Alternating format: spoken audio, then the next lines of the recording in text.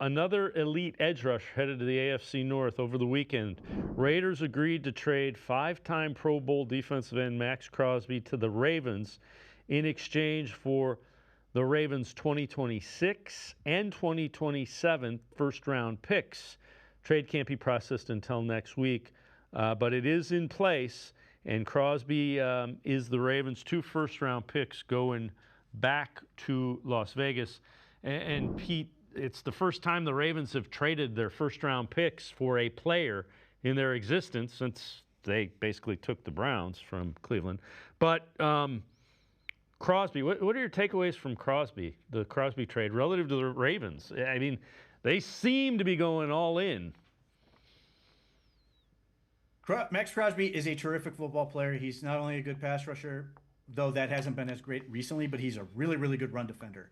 And that's something the Ravens need to get both of from that position because they've just been lacking from the edge.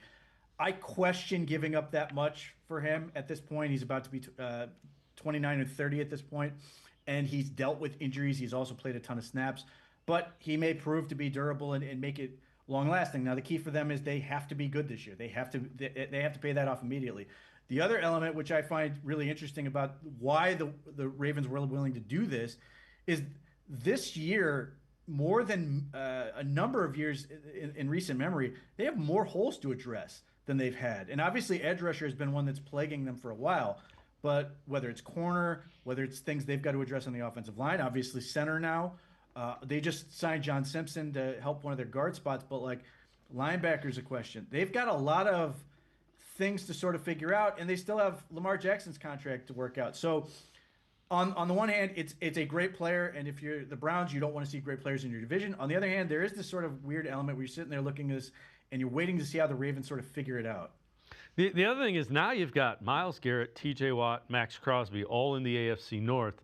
Heck, if you're the Cincinnati Bengals, you better go get some offensive line help to try to keep your quarterback healthy and upright. Well, I mean, that's the name of the game with all these people is every team needs to get as much offensive line help as they can get. The Ravens have questions. The Bengals, we'll see what they do with Orlando Brown, if they're going to keep him or move on from him. The Steelers, questions with Broderick Jones coming off injury. And the Browns, we're living through it, where they're trying to find five new guys to come in and fix this thing. So there's a lot of pressure there, and that's why you're willing to pay out for these guys, because they are game changers.